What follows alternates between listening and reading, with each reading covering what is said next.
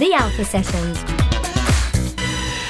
Hello everybody, welcome to the Alpha Sessions. This week we have Shell Dais in. Hello. Welcome to the studio. It's really good to have you in. Thanks for having me. How are you? I'm good, yeah. Been busy? Yeah, busy. Busy couple of years, I assume? Yes. Since your music, I was looking back at all your releases and it kind of starts with the lockdowns, which is something I definitely want to talk to you about. But first of all, where are you from? What's your background? I'm from Germany, from a little small town called Chemnitz, Nice. which is near Leipzig or Dresden, if you know that. Mm-hmm. Yeah. I've got a few German friends, so I get that. When did you start living in England? I moved to the UK in 2018, actually, and I used to live in Scotland first. Really? Scotland? Yeah. That's quite a move. I know it was different. Very different. But I had like no idea where I was moving, to be honest. That's why I ended up in Scotland. Wow. But it brought you down here, luckily. Yeah, that was like later on. I was like, yeah, maybe I should go big move and go to London. Take the plunge. Big city. Take the plunge. Was that for your music though, the move, do you think? Or was it affected by your music, or was it? Yeah, I would say affected by the music, because I more and more, like, I was writing lots since I moved over to the UK, and I feel like at some point I was like, I want to move to London, big city, maybe see what I can do with my music at some point. And now here we are. Yeah. But how has your German background affected the way you songwrite? Do you think it has at all, or do you think all the music you always listened to was from elsewhere in the world? It was always English. Is it like, really? Yeah, like as far as I remember, like my parents never really listened to like German music back then. I don't know, I grew up on like always listening to radio music, pop, 80s, 90s, and it was always English. So I feel like, yeah, almost the first language I've heard was like English. Is that where your musical beginnings were then, in listening when you were growing up? Was it from a childhood, or was it a recent discovery that you wanted to get into music? Oh, I've always sang. Like, it's funny, like the first person who sang to me was my mum. So she sang to me, and she played an instrument as well. She played accordion. Oh wow. So nice. yeah. Nice. So yeah, we used to sing like Christmas songs always. That was really fun. And I mean, speaking of instruments, you play a lot of different instruments. do. I want to ask you about that because, as we'll see later, you have got a banjo in today, and you've got your guitar and your singer. So what came first? Well, first actually came the recorder. The recorder? Hang up. Why didn't we have a recorder in here today? That's what I want to know. I haven't played that since like second grade. Okay, but that's where I can maybe play like one song. That's it. But then the guitar came after the recorder. Yeah, when I was like 10, I started to play guitar. I learned guitar in a music school. In music school? For like 3 years or something, but I was lazy. You don't seem lazy anymore. No. Lazy now. But were you self-taught then, or were you taught lessons? Did you do singing lessons as well? No, I've never had singing lessons. No. You were completely self-taught. And the same in songwriting. Did you begin songwriting just out of passion, just out of because you just have feelings and imaginations, or is it something? Did you hear an artist and think that's what I want to do? Yeah, that's what happened. Like I heard Taylor Swift, and I was like, yes, this is great. That's what you want. Like the kind of songwriting, that inspired me the most. And is that why you just kind of describe yourself as country pop? It's like, because your sound is kind of, it's not country, out and out country. It's sort of infused with country. It's sort of poppy. There's a lot of crossovers. Yeah, sound. I would say it's lots of influences, because I listen to like all over the place, like to any kind of music. I feel like anything that's nice to me, I listen to that, and then it kind of influences like my music when I write it, the sound of the productions and stuff. Yeah. Is that why you picked up the banjo though with Taylor Swift? Because I know in her early years when she was real country. Banjo, yeah. Is that? Do you know anyone else who plays the banjo? Was this just like, this is going to be my thing? I don't know anyone who plays banjo. That's a good thing though. No. That's a good thing, because if anybody needs a banjo player, they know exactly who to call. Yeah. So you played 3 lovely tracks for us today, and the first one we're going to hear is called Someday. Yeah. Is that right? And is that off the EP that you released, your first ever release? Yeah. Tell me about that. Is it called Daisy Demos? Daisy Demos, yeah. Well, that's a lot of like first recordings I really did since I came to London. So all those songs are like the start of it all, kind of. Mm-hmm. Yeah.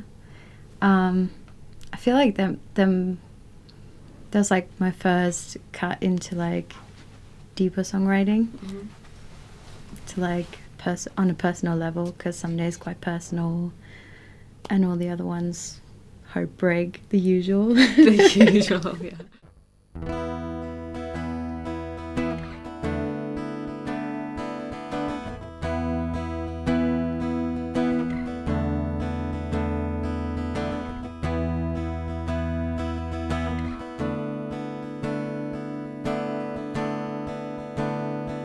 It's been 3 years and I'm still reminiscing. Yeah, and I don't know what kind of a person I'd be if none of that wouldn't have happened to me.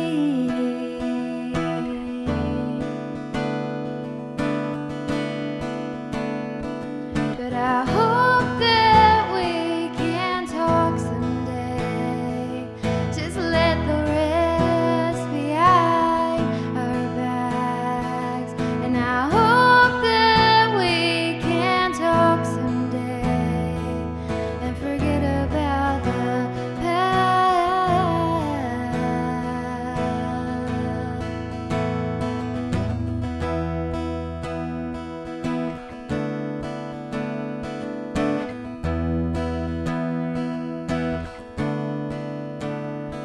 It would be real good to see you, to hear your voice calling out my name. But as of right now, that won't happen, 'cause you won't recognize me from that.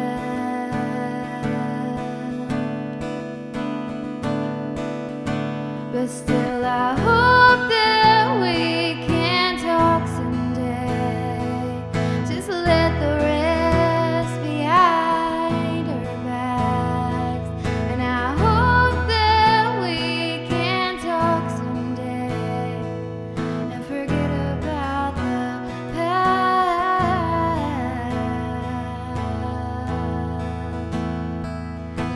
Ooh.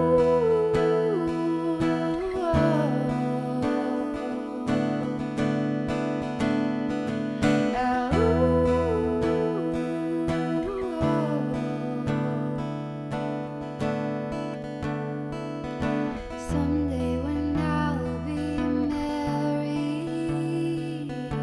I'll have my own 2 kids. I hope that you can meet them and look me in the eyes and say you're proud of the person that I have become.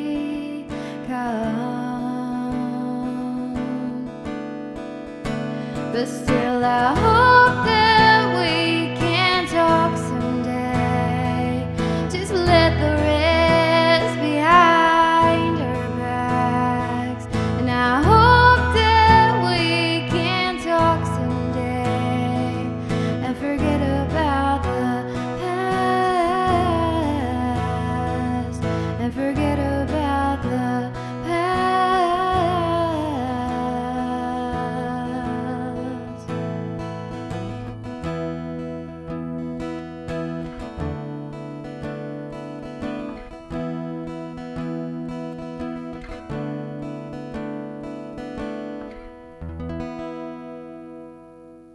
The Alpha Sessions. So did you write those, if that came out in 2020, did you write those in the lockdown, or were they all previous? No, they were actually, I only released them in 2020, but they were from 2019 actually. That's when I kind of started.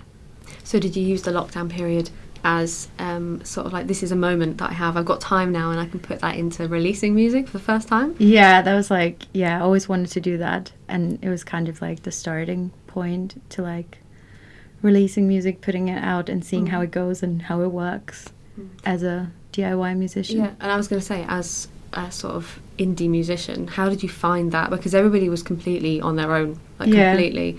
And a lot of people really thrived on that. But did you find it like the big challenge, or do you think like this is natural? It's a challenge because I don't know. I always go like, I feel like with the flow. Like I always like, there's always someone else that will tell me something new, and I'm like, oh, next time I can do that. Because as far as I am now, like everything was kind of just me trying things out. And that's we were just talking about the title of the EP, Daisy Demos, that we were just talking about that kind of the same thing. You're just sort of trying things out, because they say, where did the title come from? Obviously your surname is Dais, and I was like, is that to do with that? So where did the EP title come from? Well, Daisy is my favorite flower. I don't know. And it's also like my stage name, like Shell Dais. Daisy comes from the name that my mom wanted me to be called, and I quite like. Really? So yeah, I just took it. And you mentioned there was a lyric as well about daisies. Yeah, there's one which is like pushing daisies and never let go. Quite deep. It's not what I expected when I was thinking about daisies. Yeah. But, yeah. And your songwriting topics, so you say that before they were very relatable and they were heartbreak and things. Are they always personal to you, or Oh yeah. do you feel so? With Someday, this song, was that like, what did you experience heartbreak and it came from that, or was this just the general feeling? Someday is not really a heartbreak song, like not a relationship heartbreak song at all. What's Someday about? I mean, it's kind of, Someday is like a really hard topic for me, because I've been like through a lot. It's basically about a relationship to someone that I'm close with, to say. I mean, it's my dad, and the relationship is not really that close, or not that close anymore, because something happened, and yeah, that was kind of me processing it all since I moved here. It sounds like a Yeah. challenging thing to talk about, but Yeah. I would love to know more about it. But it feels like a very personal thing. Sometimes it's nice to not know everything when it's that personal. But I mean, do you use songwriting then as a therapy, as a form of therapy? And has that always been the way? Is that just the way you express everything? Oh yeah, like if I'm not feeling well or anything's happened to me, I'm like, I need to get it out. I need to sit with it, because otherwise it just goes mad. Yeah. And your songwriting process is in that way. Do you sit down, then you just have the urge and you have to sit down and you think, I need to get this out? Or do you ever just like discipline and think, sit down, like, I'm going to write a song today? Is it always just emotional for you? I don't know. I feel like songwriting is so different. Like someday I'm just sitting there and I'll write about that. And the other day it's like I put on a recording and I'll just sing, and it just comes from like the insides, if you know. It just pours out. So you never write poetry? You never sit without the music? Are they always intertwined? Or do you ever write like a full song just as poem form and then apply that to music? Yeah, I do that too. You do that too? Yeah, I do that too, because I love poetry. Like I love reading poetry. So yeah, sometimes it's like it starts with maybe like 2 lines, and then it's like 4, and then at some point it's enough for a song, or I just start with like, I don't know, a chorus or something. Yeah. Are you quite an independent songwriter? Because it sounds like you're very sort of insular, when it's always your emotions. Do you ever write with other people? I do write with other people, yeah. I mean, I kind of just started out with writing with other people, really, yeah. Tell me more about that, though. Like, is it a different feeling? Is it hard to express things in the same personal way when you're in a room with other people, or do you think it's opened up so much more for you? I think there's obviously like a different way of saying it, because everyone says it different, and not everyone gets what you say right away. They'd be like, that doesn't make sense to me. Like, what do you write? But, you know, like for yourself, it makes sense in a way.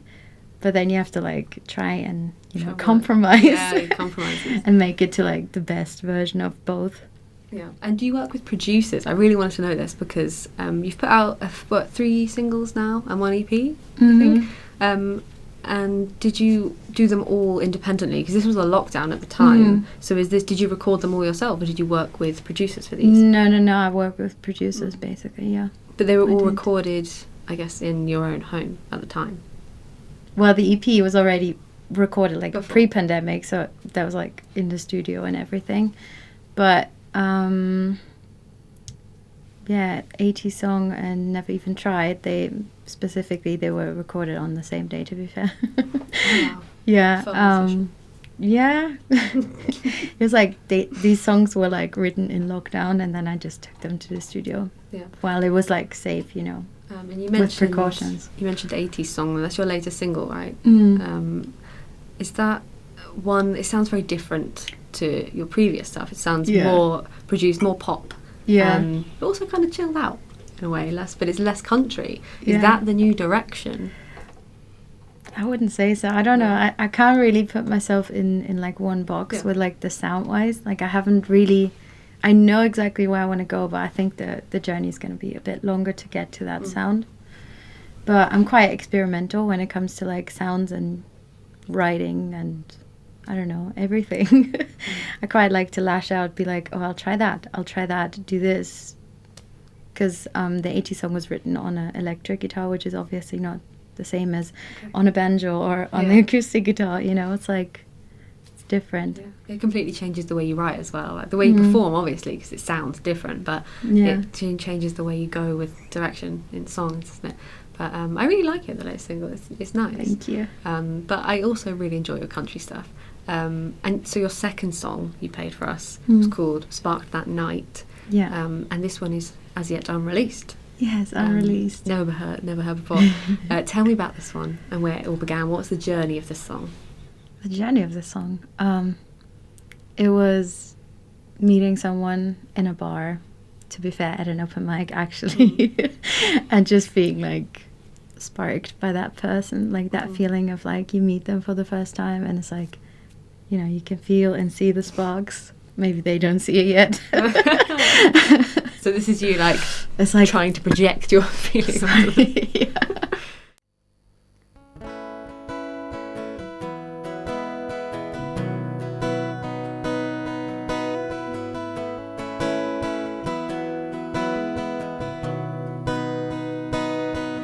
You don't seem like the kind of guy to pace the room with grace. Lays me with those shivers, one still mouth on my lips. In my head, all I've been thinking about is I am the clown of the story. So eager to try and talk to the guy I barely even know. Oh, well, now there's something in me sparked that night. Something in me craves the energy that you created in my brain.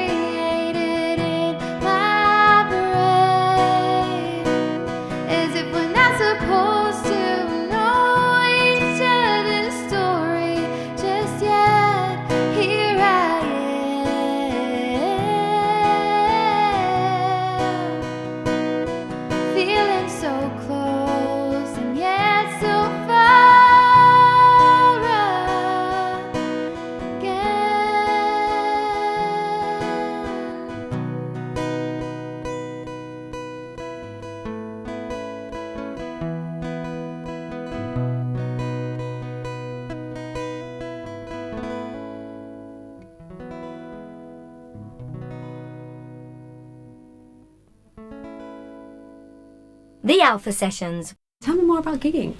How often do you gig? Are you a big gig girl, or are you more of a sit at home, do videos? I know you do a lot of YouTube videos and covers. To be fair, I'm trying to put out more YouTube content. Yeah. But no, I'd rather go to like an open mic while we can.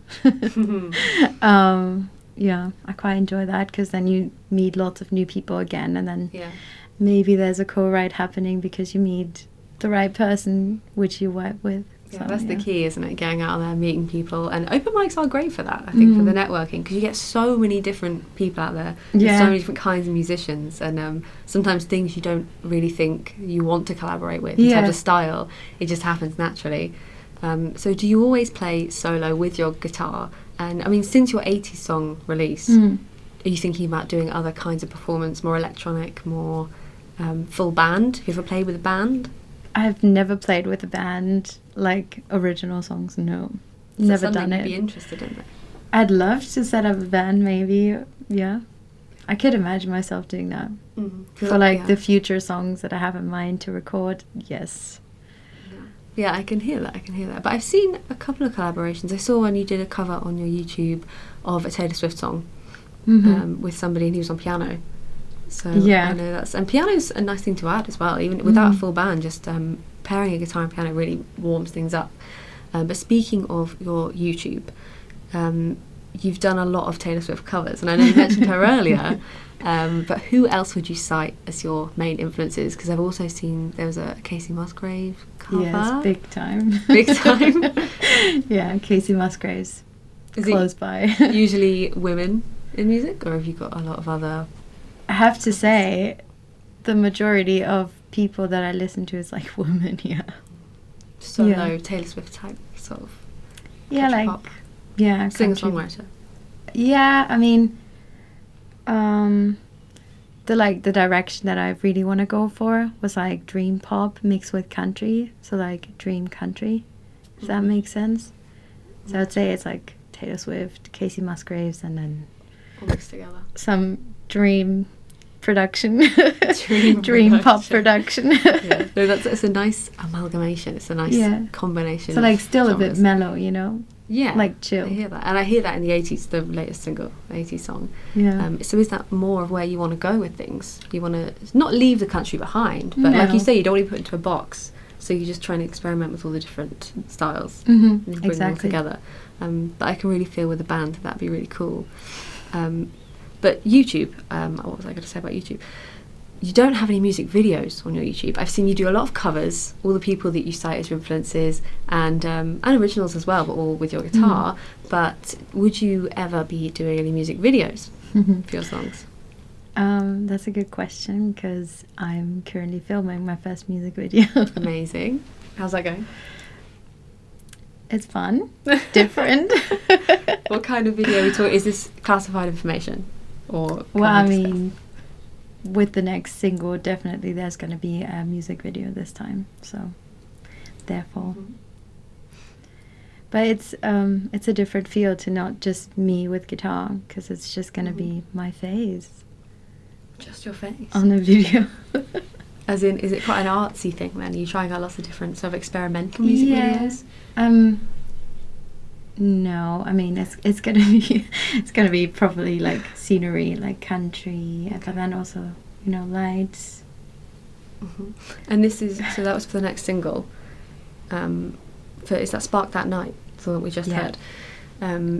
Is this the way you decided to go with music videos because of who you've seen? We were talking about your influences. Is this directly derived from watching other people's videos? Because I've done the same thing. It's sort of like you want inspiration and you look into who you're inspired by, and then you just catch on their music videos.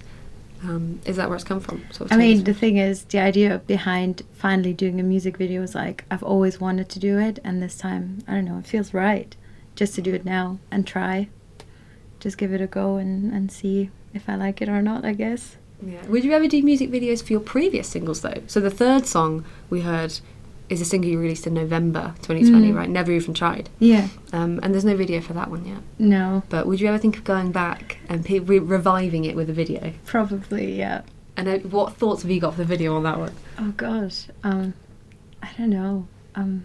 probably some scenery and like a bar with me and maybe like a band setup playing all together, and yeah, I don't know. It's all up in the air. So like, I leave space, room to grow. And speaking of room to grow, what can I expect in the future, in the next year? What is your like main goal for the next year in terms of releasing, songwriting, gigging, anything? What if you could achieve anything in the next year? Say we were back in this room in a year's time, what would you hope to be telling me? What I'd hope for, definitely putting more songs out, like more frequently, more songs, probably more music videos, just a bit bigger, maybe even do like a proper like show at some point, or maybe even have a band by then. That would be like legit amazing. That would blow my mind. So that's short-term goals, which would be amazing. What about long-term? Where do you see yourself in like 5 years? What's the biggest goal, or who you'd want to collaborate with, or what stage you'd want to play on most? To be fair, like the biggest goal is like winning a Grammy one day. Nice. I like that. Dream big. Yeah. Always dream big. Amazing. So if people want to find you on your social media, before we let you go, where can they find you? What name should they search? They should search for Shell Dais Music on all social media, really.